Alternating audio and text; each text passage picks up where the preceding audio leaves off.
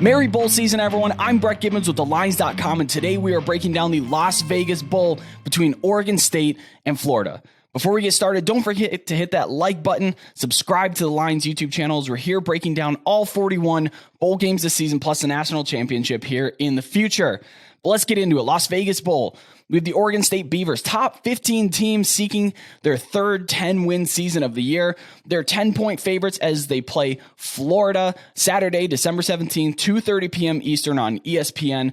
Over-under of 53 points. They're playing this game in Allegiant Stadium. It's Las Vegas. You don't really have to worry about weather in the first place, but this is climate-controlled, so you kind of take some of those questionable factors out of it. This is actually the first SEC Pac-12 bowl matchup since 1989, if you don't include the BCS National Championship game or college football playoff games. Doesn't seem right, but if you go back and look at it, it actually is. There's not many SEC versus Pac-12 bowl tie-ins here. And actually, the last one played in 1989 was Washington against these very Florida Gators. Florida, though, they are without star quarterback Anthony Richardson, all SEC offensive lineman Osiris Torrance, linebacker Ventrell Miller, the other linebacker Brenton Cox, who was dismissed earlier from the team for reasons, not really sure why, but he won't be playing, and wide receiver Justin Shorter. That is a small list of the guys that aren't playing for Florida. This is a team that annually, if they don't make that big game, if they don't make the Sugar Bowl, if they're not playing New Year's Six, a lot of guys tend to opt out here, which means if you go down the depth chart, Florida's down to Ohio State transfer Jack Miller, who has 0 passing attempts this year.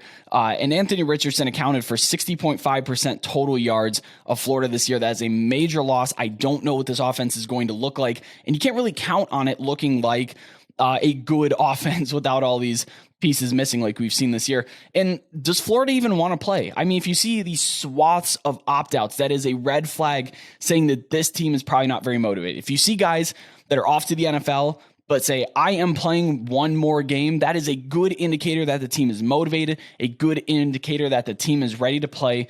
But with all these opt-outs, I can't imagine that Florida is really all that excited to be playing in the Las Vegas Bowl. We saw it last year that they're a team that kind of, well, I think we're just going to phone it in.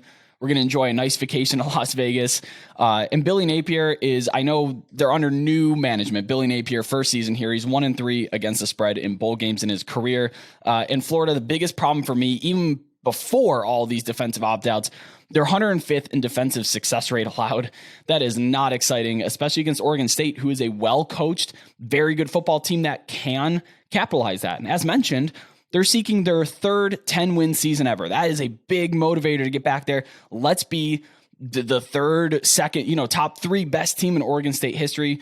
And Jonathan Smith knows how to get these guys up for games. He knows how to get them focused and motivated. Although last year, they were upset by Utah State, who also didn't have their starting quarterback. So do note that there is a history of this team falling flat, not necessarily due to motivation, but due to playing poorly. So you can run on the Beavers. They're 83rd in rushing success rate allowed this year. And across the field from them in Florida, Trevor Etienne, Montrell Johnson, they're a dynamic duo, a lot of production between those guys. We're going to see them used a lot in this game. And I think Florida will be able to move the ball on the ground. But if you're saying one-dimensional, we're not really sure what Miller looks like, especially against a good defense, against, in bigger games. Not really sure what to expect from him. So I think these running backs are going to be used a lot, and just keep an eye on that. But again, it's going to be hard to keep up. So this line opened at 7.5 in favor of Oregon State.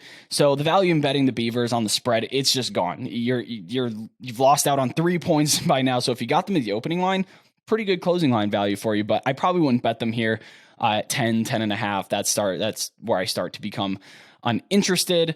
But yeah, if you're thinking about going the other side, just be wary that you're betting on a team that may not be motivated, that has a history of phoning it in, and may just be here for a Las Vegas vacation.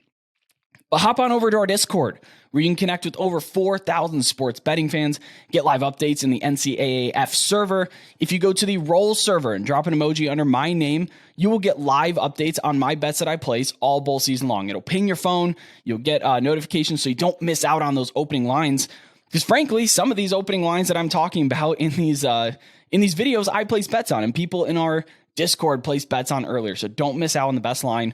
Make sure you subscribe to our YouTube channel as well for daily bowl videos. Comment what side you lean in this game. Do you think Florida is going to get up for it? Do you think that the running back duo is enough to at least cover a 10-point spread against Oregon State? Or are you taking them outright?